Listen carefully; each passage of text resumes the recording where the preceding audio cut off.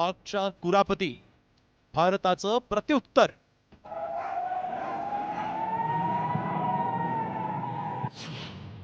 भारताकडून पाकचे 6 एअरबेस उद्ध्वस्त।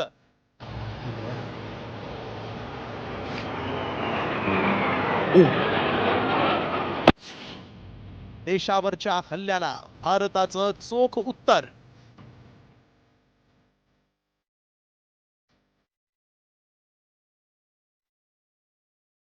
देश में आके गिरे हैं।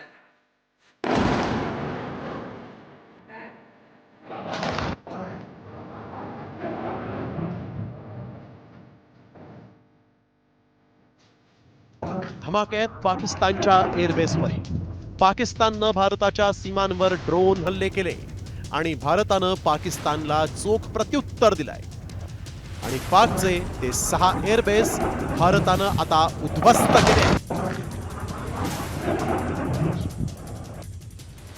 रफीकी, मुरीद, चकलाला, रहमियार खान, सुकूर और चुनिया स्थित पाक के सैन्य ठिकानों पर एयर लॉन्च सटीक हथियारों व लड़ाकू जेट से प्रहार किए गए।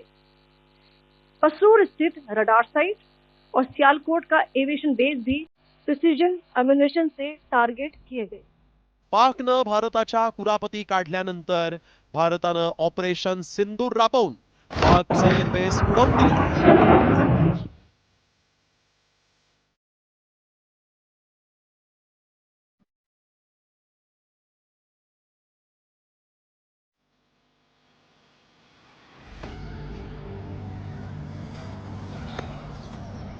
हा व्हिडिओ पहा। भारताच्या विरोधात ड्रोन्स डागणाऱ्या एअरबेसची काय अवस्था झाली आहे। हा व्हिडिओ कुरापतीखोर पाकिस्तानला धडा शिकवण्यासाठी आहे। मात्र भारतानं उद्ध्वस्त केलेल्या नूरखान, चकलाला, रफीक, रहीम यार, सरगोधा आणि सुक्कूर एअरबेसचं पाकसाठी किती महत्व आहे। रावळपिंडीचं नूरखान एअरबेस। रावळपिंडीत पाक वायुसेनेचं प्रमुख तळ, लढाऊ विमानं, ड्रोन आणि हवाई संरक्षण यंत्रणा तैनात। इस्लामाबाद पासून अवघ्या 10 किलोमीटर अंतरात। चकलाला मुरीद एअरबेस, पाकच्या ड्रोन्स ऑपरेशनचं केंद्र। भारतीय सीमेपासून 9000 फूट लांबीची धावपट्टी। शहफर 1, बायरक्तर TB2, अकिन्स आत्मघाती ड्रोन तैनात। शेरकोट रफीक एअरबेस, भारतीय सीमेजवळ पाकच्या लढाऊ विमानांचा तळ। F-16, F-17 विमान तैनात।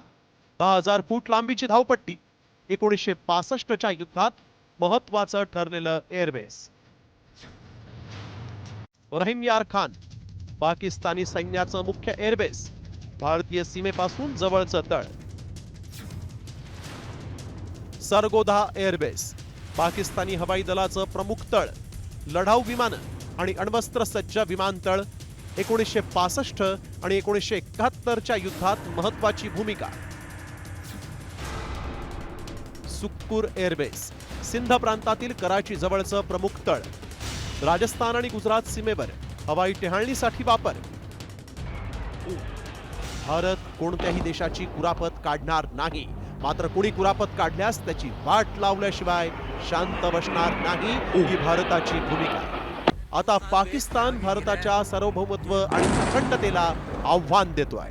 त्यामुळेच भारतानं एअरबेस उद्ध्वस्त करत बाकाड्यांच्या नांग्या ठेचल्या आहेत।